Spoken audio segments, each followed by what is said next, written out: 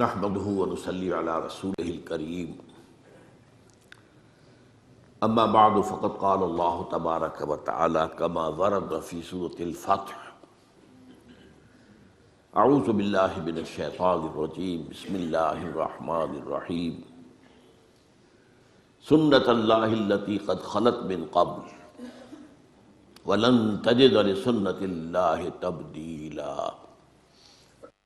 صدق الله العظيم. وعن عبد الله بن عمرو بن العاص رضي الله تعالى عنهما قال قال رسول الله صلى الله عليه وسلم ليأتين على أمتي ما أتى على بني إسرائيل حذو النعل بالنعل رواه الإمام الترمذي رحمه الله. رب اشرح لي صدري ويسر لي امري واحلل عقدة من لساني يفقهوا قولي. اللهم ربنا الهمنا رشدنا واعذنا من شرور انفسنا. اللهم ارنا الحق حقا وارزقنا اتباعه وارنا الباطل باطلا وارزقنا اجتنابه. آمین یا رب العالمین. آپ کو یاد ہوگا کہ میں نے اپنی تالیف سابقہ اور موجودہ مسلمان امتوں کا ماضی، حال اور مستقبل کے ایک چیپٹر کی کچھ وضاحت کی تھی. آج میں اسی ضمن میں اور موضوع کو لے رہا ہوں، اور وہ ہے سابقہ امت مسلمہ اور موجودہ امت مسلمہ کے حالات میں مشابہت. یہ بات بنیادی طور پر جان لیجئے کہ اللہ نے یہ کائنات بنائی ہے تو اس کے کچھ کائناتی قوانین بھی ہیں، کونی کائناتی قوانین، اس کے تحت یہ کائنات چل رہی ہے. یہ ضرور ہے کہ ہم یہ مانتے ہیں کہ اللہ جب چاہے ان قوانین کے اندر دخل اندازی کر سکتا ہے، ان کے اندر کوئی تبدیلی کر سکتا ہے. مثلاً اس نے یہ قانون بنایا کہ آگ تو جلاتی ہے، یہ اس کا کام ہے، لیکن حضرت ابراہیم کو آگ نے نہیں جلایا اللہ کے حکم سے، یا نارو کونی بردن.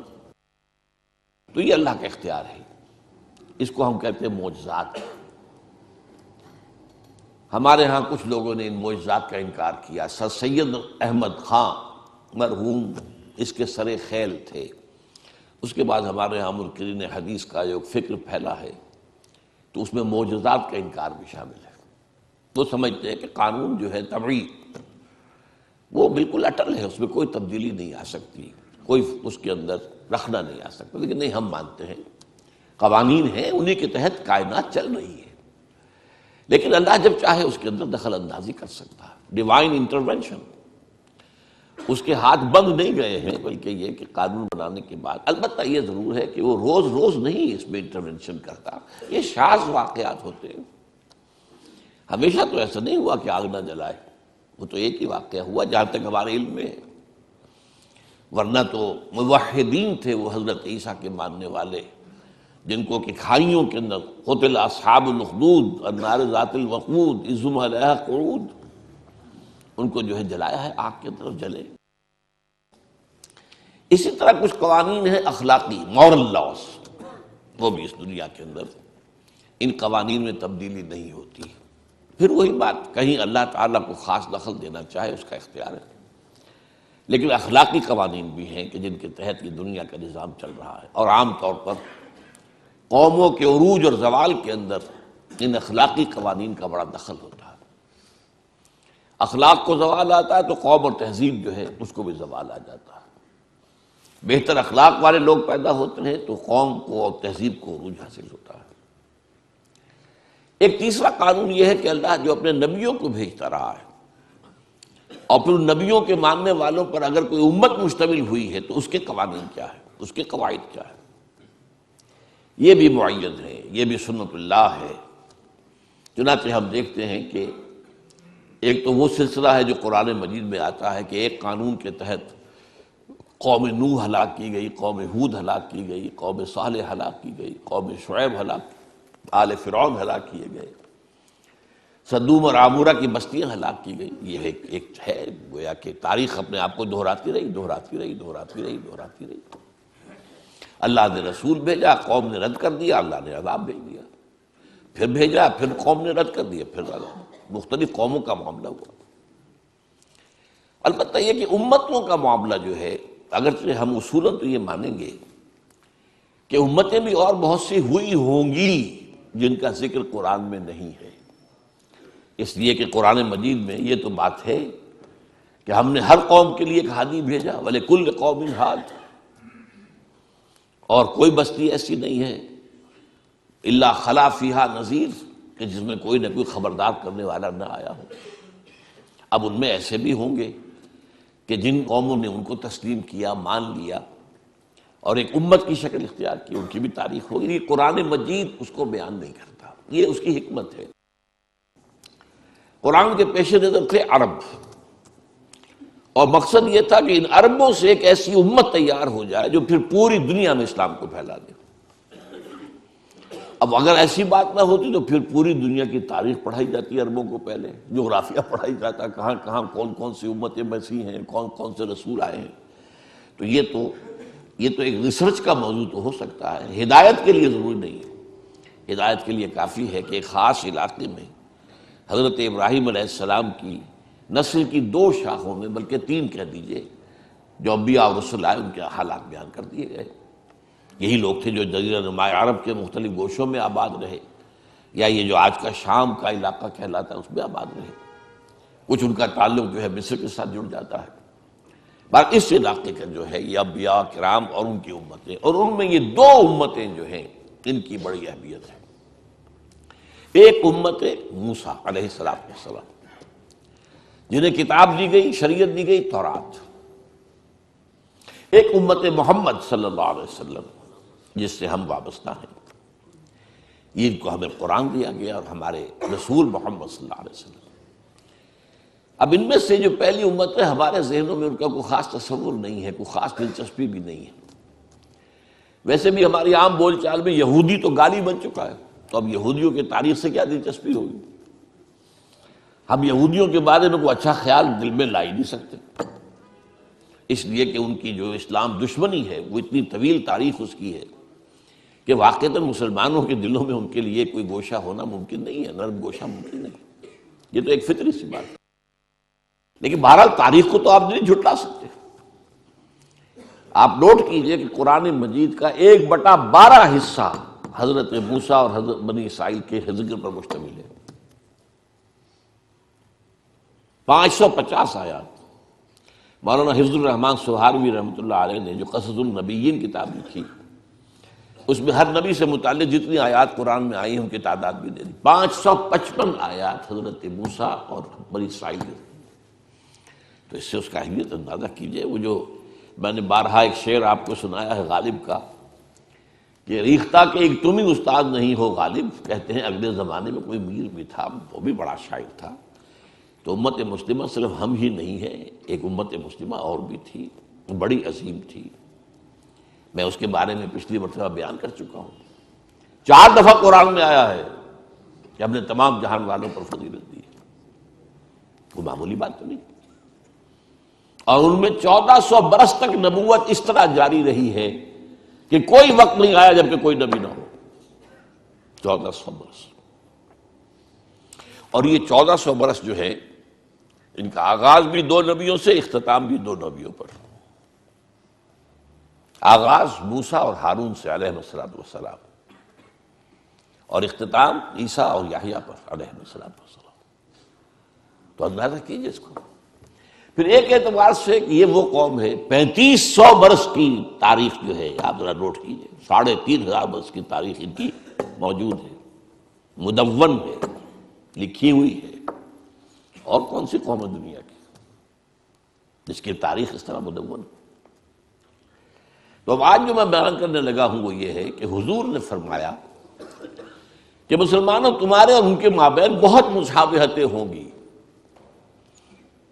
یہ گویا کہ سنت اللہ جو ہے انبیاء کے بارے میں، رسولوں کے بارے میں، اور پھر ان کی امت میں جو صاحب امت رسول ہوں ان کی امتوں کے بارے میں بعض حقائق جو ہیں ان کو سمجھ لینا چاہیے کہ ان میں بڑی مشابہت ہے۔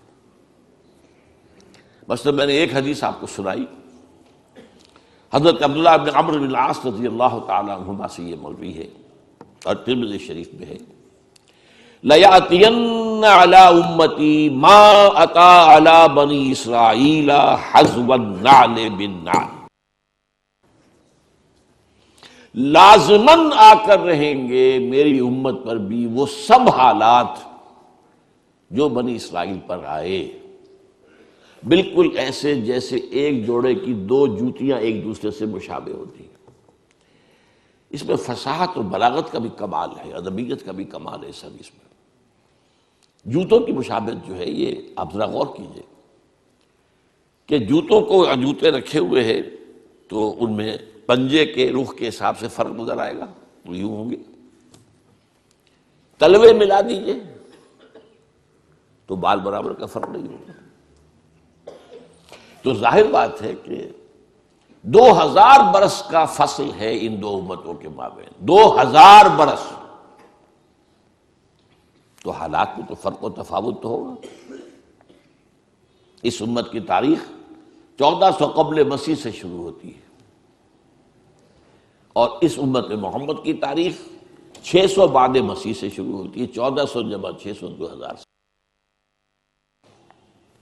تو مشابہت ہے لیکن فرق بھی ہے، لیکن ایسا ہی ہے جیسے جوتوں کے درمیان اوپر سے دیکھو گے تو فرق نظر آئے گا رخ کے اعتبار سے، اور اگر تلوے جوڑ دو گے، ان بٹوین دی لائنز پڑھو گے تو تمہیں معلوم ہوگا حزب النعل بالنعل، جس کے لیے میں کہا کرتا ہوں کاربن کاپی جیسے ہوا کر، آج کل تو ختم ہوا کاربن پیپر وغیرہ، فوٹو سٹیٹ اور یہ اور وہ نہ معلوم کیا کچھ ایجاد ہو گیا ہے۔ ایک زمانے میں تو کاربن پیپر ہوتا تھا، اس کے اوپر کاغذ میں لکھ رہے نیچے بھی اتر آیا، اب اس میں فرق تو نہیں ہو سکتا کاربن کاپی کے اندر، تو اگر بٹوین دی لائنز دیکھیں گے تو کاربن کاپی۔ اچھا ایک اور پہلو کا بھی، وہ میرا آج کا اصل موضوع نہیں ہے لیکن میں اشارہ کر دوں۔ ایک تو یہ ہے کہ امت پر حالات کون سے وارد ہوں گے، وہ تو اس حدیث میں، امت میں کون سی گمراہیاں پیدا ہوں گی یہ ایک دوسرا موضوع ہے، یہ بھی قرآن مجید میں بیان ہوا۔ یہ جو 10 رکوع ہیں، 5ویں رکوع سے لے کر 15ویں رکوع تک سورہ بقرہ کے، جس میں ایک طویل فرد جرم عائد کی گئی ہے بنی اسرائیل، تم نے یہ کیا، یہ کیا، یہ کیا، یہ کیا، یہ کیا، یہ کیا، جس کے نتیجے میں تم معزول کیے جا رہے ہو، اور اب تمہاری جگہ امت محمد کو ہم نصب کر رہے ہیں۔ اور اس سب کے اندر بٹوین دی لائن دیکھ لیجئے تو معلوم ہوگا ساری گمراہیاں جو وہاں پیدا ہوئی تھی یہاں بھی پیدا ہوئی، جمع کی تم، وہ بھی حزب النعل بالنعل ہے، اعتقادی، اخلاقی، ہر طرح کی وہ ساری گمراہیاں جو وہاں تھی یہاں بھی ہوئی۔ البتہ اس حدیث کے اندر اور ایک دوسری حدیث میں ایک نقشہ اور کھینچا گیا ہے۔ ایک حدیث ہے کہ جو مسند احمد کی ہے، لَتَتَّبِعُنَّ سُنَنَ مَنْ كَانَ قَبْلَكُمْ، تم لازماً اے مسلمانوں پیروی کرو گے انہی راستوں کی جن پر تم سے پہلے لوگ چلے تھے، حَتَّى لَوْ دَخَلُوا فِي جُحْرِ ذَهَبٍ لَدَخَلْتُمْ مَعَهُمْ، اگر وہ کسی گوہ کے بل میں گھسے تھے تو تم بھی گھسو گے۔ قالوا یا رسول اللہ ایہود والنصارى، حضور یہ کن کا ذکر کر رہے ہیں، ہم سے پہلے کون گزرے، کیا یہود اور نصرانی؟ قال فمن اذن، اور نہیں تو اور کون، وہ نہیں تو کون؟ اور یہ دوسری حدیث کا میں نے ایک ٹکڑا آپ کو سنایا، لَيَأْتِيَنَّ عَلَىٰ أُمَّتِي مَا أَتَىٰ عَلَىٰ بَنِي إِسْرَائِيلَ حَزْوَ النَّعْلِ بِالنَّعْلِ، اس میں ایک اور سخت ترین بات کہی گئی ہے، حَتَّىٰ إِن كَانَ مِنْهُمْ مَنْ أَتَىٰ أُمَّهُ عَلَانِيَةً لَكَانَ فِي أُمَّتِي مَن يَصْنَعُ ذَلِكَ، ترمذی کی روایت۔ اگر اس سابقہ امت میں کوئی ایسا بد نصیب، بدبخت، شقی اٹھا جس نے اپنی ماں کے ساتھ علانیہ بدکاری کی، تو تم میں سے بھی لازماً کوئی نہ کوئی ایسا بدبخت اٹھے گا۔ یہ میں آپ کو بتا رہا ہوں، یہ جو کچھ قوانین ہیں، ان قوانین کے تحت جسے ہم کہتے ہیں تاریخ اپنے آپ کو دہراتی ہے۔ اب آج کا میرا اصل موضوع کیا ہے؟ سابقہ امت کی تاریخ کا ایک سکیچ لیجئے اور اس میں دو ان پر عذاب کے بڑے سخت دور آئے، ان کا تذکرہ، اس کو کمپیئر کیجئے امت محمد کی تاریخ سے، اور اس میں بھی بعین ہی وہی دور، کاربن کاپی۔ ایک تیسرا دور اب شروع ہو رہا ہے، اس کا میں ذکر بعد میں کروں گا، وہ آج کا میرا موضوع نہیں ہے۔ حضور کی بعثت کے زمانے تک دو دور آ چکے تھے، عروج کے، دو دور زوال کے یہود پر۔ اس کے بعد ایک تیسرا دور اس صدی کے، پچھلی صدی کے آغاز میں شروع ہوا، عروج کا، جس کی شکل ہمیں نظر آ رہی اسرائیل، اور جیسے ڈنکے کی چوٹ وہ کھڑا ہے، اور جس طریقے سے جو چاہتا ہے فلسطینیوں کے ساتھ کر رہا ہے، یہ طاقت اس کی۔ بہرحال وہ آج کا موضوع نہیں۔ اب ایک نقشہ ذہن میں جمائیے، دیکھیے اگرچہ بنی اسرائیل کی تاریخ ایک قوم کی حیثیت سے وہ 1800 قبل مسیح سے شروع ہو گئی تھی۔ قوم کیا ہوتی ہے؟ ایک باپ کی نسل، حضرت اسرائیل یعنی حضرت یعقوب، ان کے 12 بیٹے، یہ بنی اسرائیل۔ یہ آباد تھے فلسطین میں، پھر حضرت یوسف کا جو واقعہ ہوا اس کی بنا پر یہ منتقل ہو گئے مصر میں، کئی سو برس وہاں رہے، لیکن یہ قوم تو تھے، ابھی امت نہیں تھے۔ امت بنے ہیں 1400 قبل مسیح میں، جبکہ انہیں تورات دی گئی، کتاب کے ساتھ ہوتا ہے معاملہ۔ وَلَقَدْ آتَيْنَا مُوسَى الْكِتَابَ وَجَعَلْنَاهُ هُدًى لِبَنِي إِسْرَائِيلَ۔ جب یہ بنی اسرائیل کو کتاب دے دی گئی، اب وہ امت ہے ایک، تو 1400 قبل مسیح سے تاریخ شروع ہوئی۔ اس میں ابتدائی دور ان کا جو ہے حضرت موسیٰ اور ہارون علیہ السلام کا، اس میں یہ واقعہ تو ہو گیا کہ آل فرعون ہلاک ہو گئے اور بنی اسرائیل مصریوں کی غلامی سے نکل کر اور صحرائے سینا میں آ گئے، لیکن اس کے بعد جب ان سے قتال کے لیے کہا گیا، اس کوڑا جواب دے دیا، تو 40 برس کی سزا تو انہیں نقد مل گئی کہ اب یہ ارض مقدس جو ہے فلسطین، جو انہیں ہم ابھی دے دیتے اگر یہ بزدلی نہ دکھاتے، اب یہ 40 برس تک خراب رہے گی۔ 40 برس کے بعد حضرت یوشع ابن نون، خلیفہ اول حضرت موسیٰ کے، ان کی سرکردگی میں انہوں نے جنگ کی اور فلسطین فتح کیا۔ لیکن جو سب سے بڑی غلطی کی وہ یہ کہ ایک مرکزی حکومت قائم نہیں کی، 12 قبیلوں نے 12 حکومتیں بنا لی۔ کتنا چھوٹا سا تو علاقہ ہے، فلسطین کوئی بہت بڑا ملک تو نہیں، تو 12 حکومتیں۔ اب ان کا آپس میں جھگڑا، لڑائی، دنگا فساد، ایک دوسرے کے خلاف ایک دوسرے کی مدد، اور پھر ایک دوسرے کے خلاف مدد کے لیے باہر والوں سے، غیروں سے، مشرکین سے مدد لینا۔ تو یہ بہت تباہ ہو گئے تھے تقریباً 300 برس بعد حضرت موسیٰ کی۔ اس کے بعد پھر یہ ہے کہ انہوں نے جو اس وقت کے نبی تھے ان سے کہا کہ ہمیں کوئی سپہ سالار، کوئی بادشاہ ہمارا مقرر کر دیں تاکہ ہم جنگ کریں۔ اب تو حضرت طالوت کو اللہ تعالیٰ نے مقرر کیا، پھر ان کی جنگ ہوئی جس کا سورہ بقرہ میں ذکر ہے۔ حضرت داؤد نے جالوت کو قتل کیا۔ یہاں سے ان کا خلافت راشدہ کا دور شروع ہوتا ہے، یعنی نوٹ کیجئے ہماری خلافت راشدہ حضور کے دور کے ساتھ متصل ہے، ان کی خلافت راشدہ اور ان کے دور نبوت کے درمیان 300 برس کا فاصل ہے۔ پہلا فرق نوٹ کر لیجیے۔ لیکن مشابہت کا حال کیا ہے؟ ہمارے ہاں بھی 3 خلافتیں متفق علیہ چلی، ابو بکر، عمر، عثمان، حضرت علی کی خلافت میں اختلاف ہو گئے۔ وہاں بھی 3، طالوت، داؤد، سلیمان، یہ 3 کا دور ہے، 100 برس کا، یہ ان کی خلافت راشدہ ہے۔ اس کے بعد تقسیم ہو گئی، حضرت سلیمان کے بعد اب یہ 2 سلطنتیں بن گئی۔ ایک شمالی تھی چھوٹی، اسرائیل اس کا نام تھا، سامرا اس کا دارالخلافہ۔ ایک جنوبی بڑی تھی، یہودا، یروشلم اس کا صدر مقام تھا۔ بہرحال یہ دونوں حکیمتیں کچھ دور چلیں، پھر زوال اخلاقی آیا، اخلاقی زوال، اعتقادی زوال، عملی زوال۔ اس کے نتیجے میں اللہ کا عذاب نمبر 1۔ یہ جو دور ہے خلافت راشدہ ان کا، یہ 1000 قبل مسیح سے 900 قبل مسیح تک ہے۔ یہ الٹی گنتی چلے گی نا، ابھی قبل مسیح چل رہی ہے، ورنہ تو ہم 900 کے بعد 1000 آنا چاہیے نا، یہ 1000 پہلے آیا ہے، 900 بعد میں آیا۔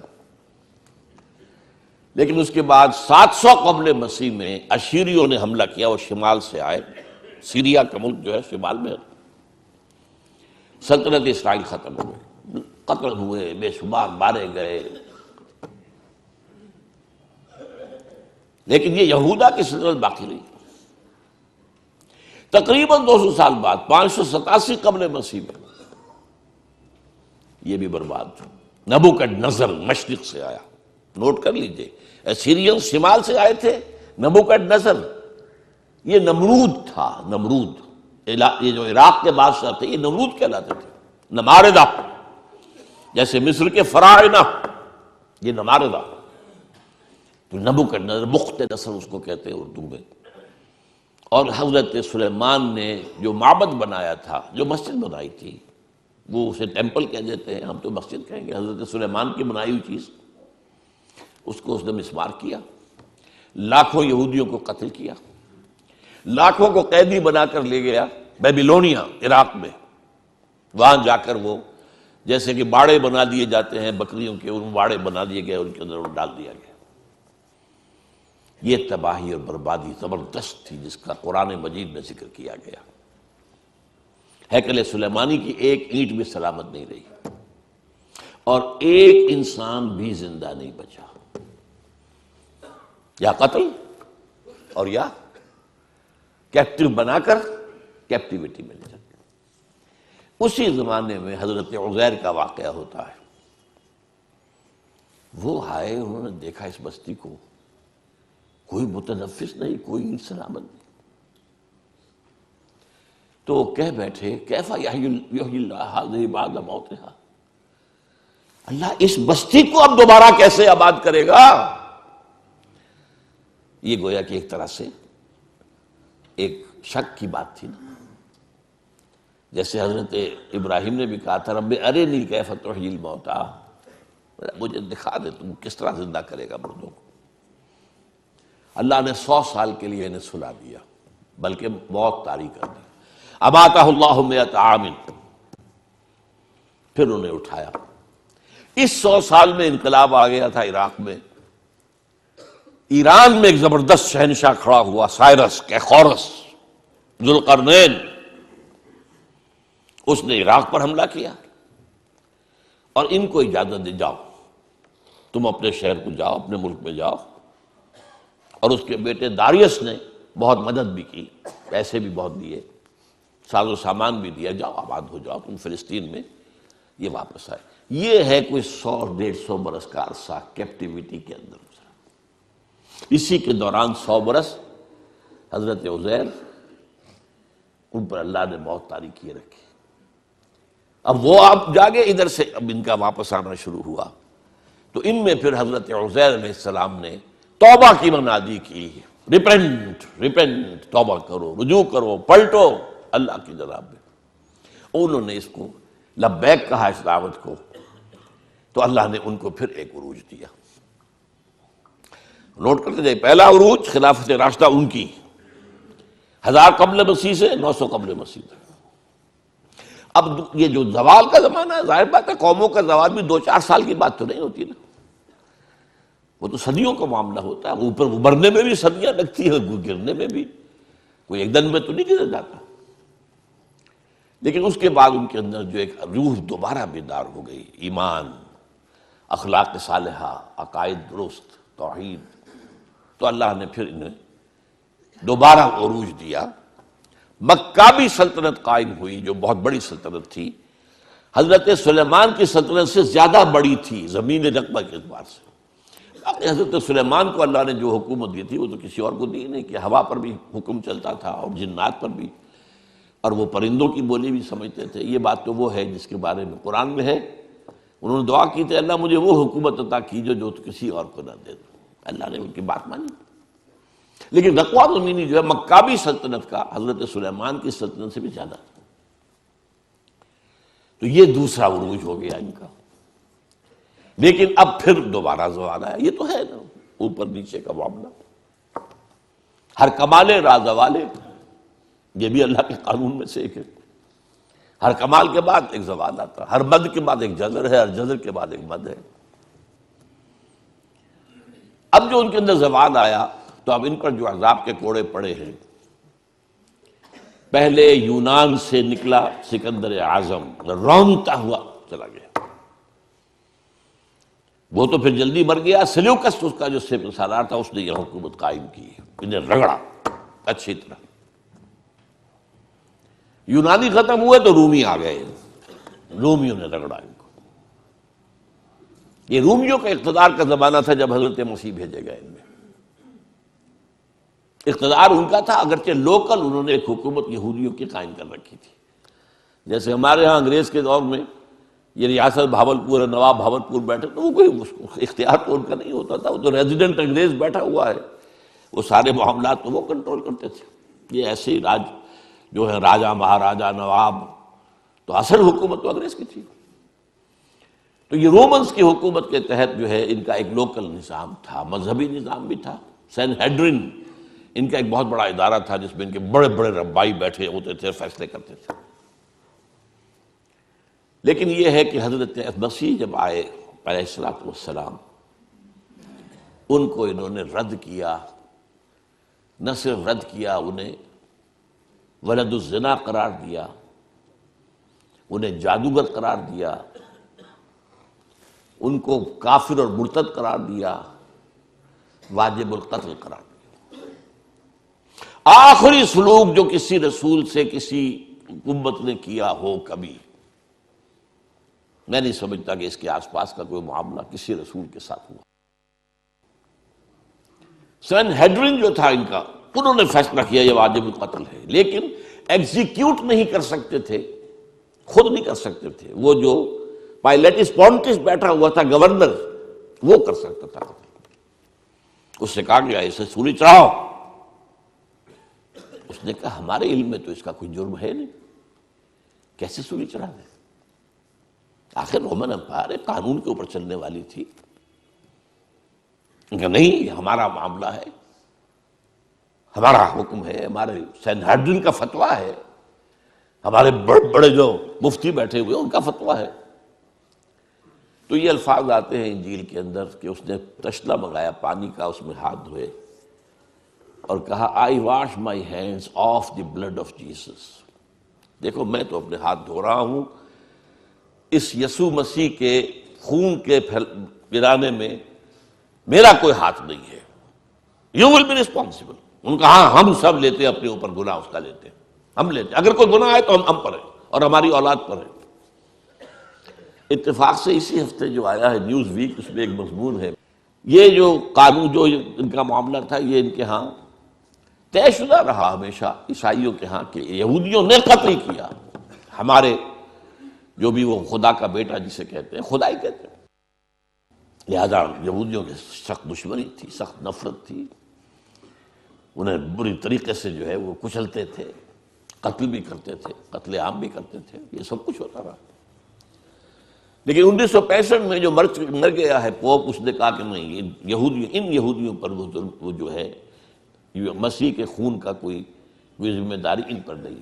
تو اس کے خلاف کچھ ان کے جو ہے جو بشپس ہیں انہوں نے بغاوت کی کہ یہ غلط ہے، یہ کیسے تم نے بدل دیا معاملہ، یہ بائبل میں لکھا ہوا ہے، 1965 برس کے بعد تمہیں یاد آیا ہے۔ بہرحال وہ ایک بہت اچھی ایک بحث ہے جو اس میں آئی ہے، تو وہ میں نے کہا ہے کہ اس کو ہم شائع کریں میثاق میں، تاکہ اس میں ندائے خلافت میں آپ کو اس کی معلومات حاصل ہو۔ بہرحال انہوں نے بس پڑھتے تو سولی پر چڑھا دیا۔ اللہ نے کیا کیا یہ چھوڑ دیجیے، کیا کیا اللہ نے اٹھایا، زندہ اٹھایا۔ اس کی جگہ پر کون ہوا ہے؟ کروسیفکشن تو ہوئی ہے، کس کی ہوئی ہے؟ وہ سینٹ برنباس جو ہے حضرت مسیح کے حواریین میں سے ایک کی انجیل جو ہے ایونجیلیم برنابے، سینٹ برنباس کی انجیل، اس کے اندر واقعہ لکھا ہوا ہے کہ اصل میں جس حواری نے غداری کر کے پکڑوایا تھا، گرفتار کروایا تھا حضرت مسیح کو، اس کی شکل حضرت مسیح کی بنا دی گئی اللہ تعالیٰ نے۔ اور جب وہ فوجی داخل ہوئے ہیں رومی گرفتار کرنے کے لیے، تو اس سے پہلے ہی اللہ کی طرف سے 4 فرشتے آئے ہیں، چھت پھٹی ہے اس کوٹھری کی، اور وہ حضرت مسیح کو لے گئے۔ اب یہ گھبرایا ہوا باہر نکلا، تو بقیہ جو حواری تھے وہاں ان کے، اے ہمارے استاد، اے ہمارے آقا، بس وہ رومنز نے سمجھا یہی ہے، اس کو پکڑا اور وہ ہے جو سولی چڑھا ہے۔ یہ ہے، ہمارے ہاں نہیں ہے، یہ نہ قرآن میں ہے، نہ حدیث کی کسی کتاب میں ہے، نہ میرے علم کی حد تک کسی تفسیر میں ہے۔ یہ تو پچھلی صدی میں پوپ کی لائبریری سے برآمد ہوئی، اس لیے کہ آپ کو معلوم ہونا چاہیے کہ انجیلیں سینکڑوں تھی تعداد میں، 300 انجیلیں تھیں، ان میں سے 4 سلیکٹ کی انہوں نے کہ یہ ہمارے ہاں کینونیکل کہلائیں گی، قانونی مستند انجیلیں 4 ہیں، متی کی ہے، مارک کی ہے، لوک کی ہے، جان کی ہے، 4 ہیں۔ تو گویا کہ 296 تو اپوکریفل کہلاتی ہے، غیر قانونی، غیر مستند انجیلیں موجود ہیں۔ ان میں سے ایک انجیل ہے برنباس کی۔ اب وہ مانتے ہیں کہ ہاں برنباس حضرت مسیح کے حواریوں میں سے ایک تھے، یہ مانتے ہیں، لیکن انجیل کو نہیں مانتے۔ وہ کہہ رہے ہیں کسی مسلمان نے لکھی ہے، مسلمان نے لکھی ہوتی تو مسلمانوں کے علم میں ہوتی، مفسرین نے کئی حوالے دیے ہوتے۔ قرآن مجید میں یہ تو ہے اللہ نے اٹھا لیا، کب اٹھایا، کس وقت اٹھایا، کیسے اٹھایا، یہ قرآن میں نہیں ہے۔ عقیدہ ہمارا ہے اللہ نے زندہ اٹھایا ہے، وہ دوبارہ آئیں گے، ان پر موت وارد نہیں ہوئی۔ بہرحال وہ تو معاملہ ختم ہوا، اس کو سولی دے دی گئی۔ اس کے بعد حضرت مسیح علیہ السلام کے رفع سماوی کے 40 برس بعد سن 70 عیسوی میں اب عذاب کا دوسرا کوڑ آیا، زبردست۔ انہوں نے کچھ بغاوت کی تھی، ان کے ہاں ایک انڈر گراؤنڈ موومنٹ چل رہی تھی رومیوں کے خلاف، زیلوٹس کہلاتے تھے، زیلوٹس۔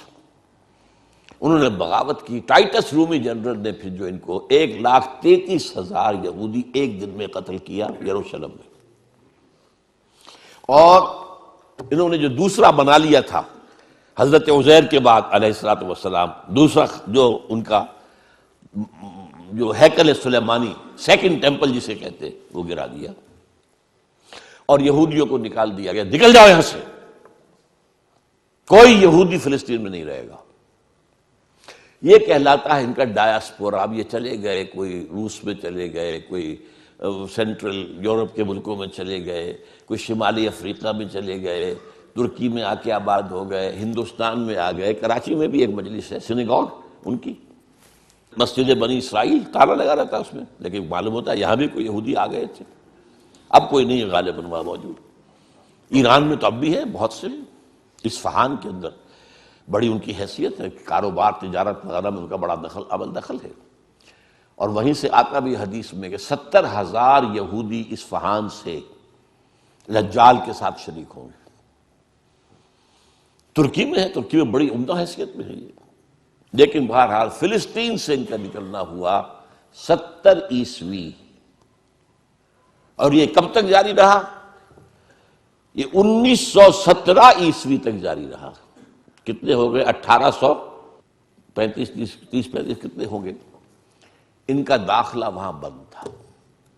ہاں، جب حضرت عمر کے ہاتھوں فتح ہوا یروشلم اور عیسائیوں نے ہینڈ اوور کیا، انہوں نے شرط لگوائی، معاہدہ جو ہوا ہے، آپ یہاں کسی یہودی کو آباد نہیں ہونے دیں گے۔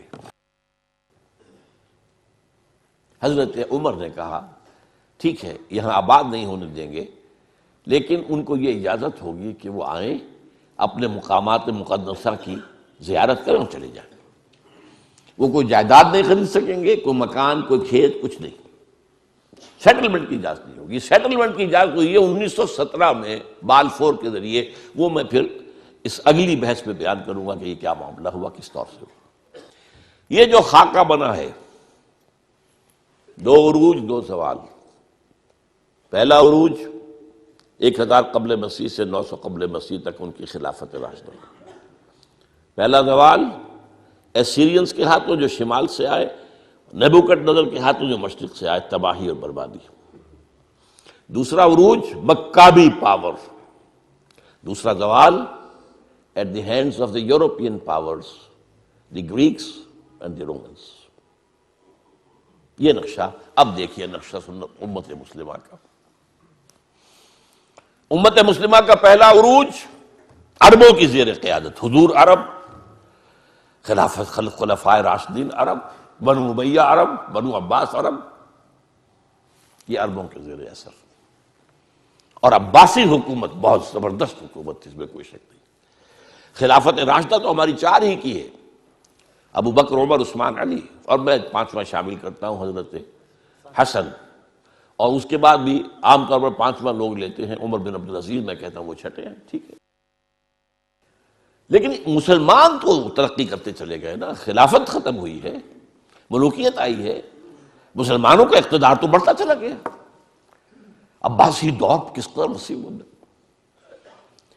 لیکن اس کے بعد اسی عباسی دور میں جب زوال آیا، اضمحلال آیا، اور بڑی سلطنتوں میں اضمحلال کیا آتا ہے کہ پہلے طوائف الملوکی ہو جاتی ہے، کہنے کو تو مرکزی حکومت قائم ہے، لیکن گورنرز جو ہے مختلف علاقوں میں یہ بیٹھے ہیں، یہ سلاطین ہیں، یہ راجے ہیں، یہ مہاراجا ہیں۔ جیسے مغل سلطنت کو 150 برس جو ہے لگے تھے ختم ہونے میں، اسی طریقے سے کئی 100 برس کا معاملہ ہے۔ لیکن پھر اب دیکھیے، پہلا عذاب شمال سے آیا کروسیڈرز کے ہاتھوں،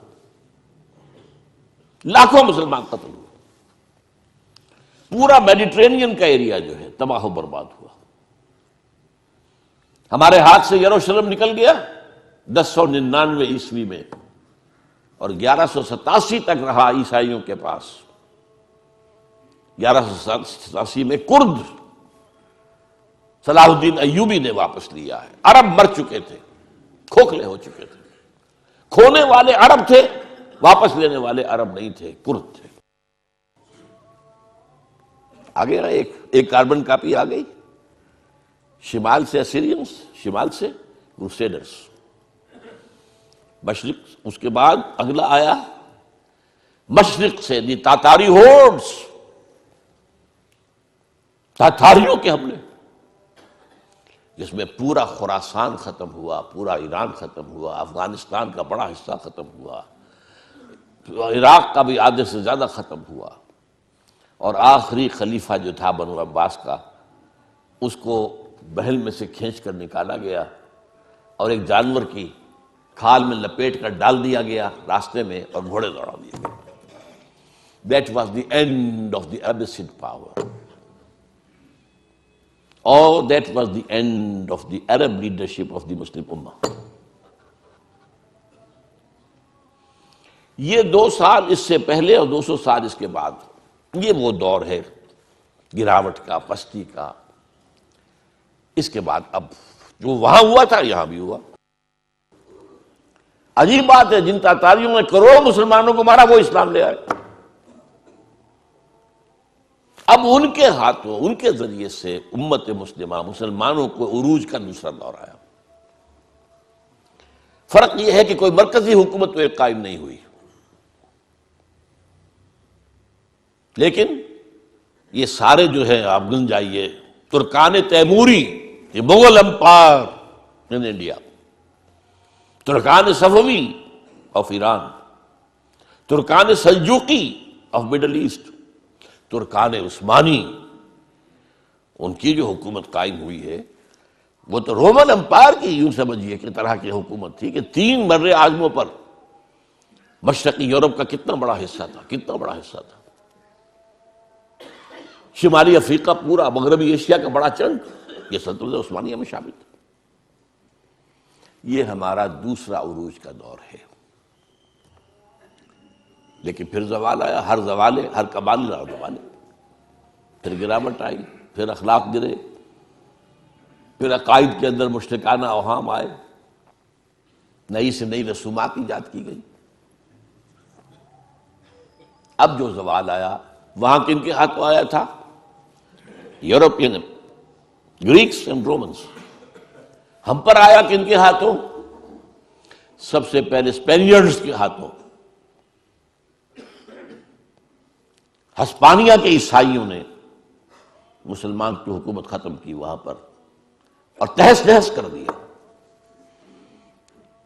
1258 میں فال آف بغداد ہوا ہے، اور 1492 میں فال آف گرناڈا، سقوط غرناطہ، اور اس کے بعد 10-15 سال کے اندر اندر جہاں 800 برس تک مسلمانوں کی حکومت رہی تھی، ایک فرد بشر بھی مسلمان نہیں زندہ چھوڑا، either massacred اور burnt alive، یا جہازوں میں بھر بھر کے لے جا کر اور شمالی افریقہ کے ساحلوں پر ڈمپ، اور پھر یہاں سے طاقت کا واسکو ڈی گاما نے راستہ تلاش کیا، اور واسکو ڈی گاما کے راستے سے round the Cape of Good Hope پھر یہ مغربی یورپ کی طاقتیں آئیں، انڈونیشیا ختم ہوا، ہندوستان کی حکومت ختم ہوئی، ہوتے ہوتے 20ویں صدی کے آغاز میں آ کر پہلی جنگ عظیم کے بعد سلطنت عثمانیہ ختم ہو گئی۔ کہاں تھی کچھ پتہ نہیں۔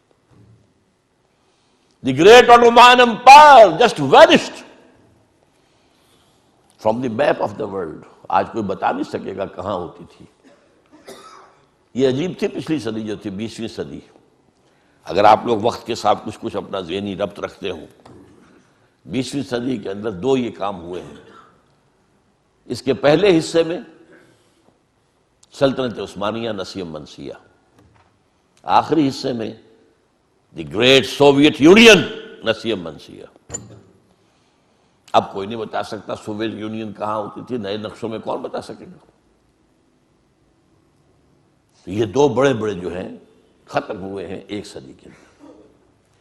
یہ ہے اصل میں لَيَأْتِيَنَّ عَلَىٰ أُمَّتِي مَا أَتَىٰ عَلَىٰ بَنِي إِسْرَائِيلَ حَسْبَ النَّعْلِ بِالنَّعْلِ۔ میری امت پر بھی وہ تمام حالات وارد ہو کر رہیں گے جو بنی اسرائیل پر ہوئے تھے، بالکل ایسے جیسے ایک جوڑے کی ایک جوتی دوسری جوتی سے مشابہ ہوتی ہے، کاربن کاپی۔ یہ ہے 2 امتوں کا معاملہ۔ یہ تھوڑی سی جو گفتگو میری ہے اس کتاب میں نے اس کو ذرا، اب اگر آپ اس کو پڑھیں گے تو آپ کے ذہن نشین ہوتی جائے گی ہر چیز، وہ نقشہ آپ کے ذہن میں بن جائے گا۔ یہ 3000 برس کی تاریخ بنی اسرائیل کی، کیونکہ میں نے جو کہا تھا 3400 یا 3500 برس، وہ شروع کی ان کی قومی تاریخ بھی شامل کی تھی، ورنہ یہ کہ 2000 برس ان کے ہیں امت کی حیثیت سے حضور کی آمد تک، 2000 سال، 1400 قبل مسیح سے 600 بعد مسیح۔ بہرحال حضور کے وقت تک یہ 4 ادوار ان پر آ چکے تھے۔ اس کے بعد جو ایک دور آیا ہے، اور مسلمانوں پر بھی اس کا ایک جو ہے کاربن کاپی اس کی آ رہی ہے۔ اقول قولی ھذا واستغفر اللہ لی ولکم ولسائر المسلمین والمسلمات۔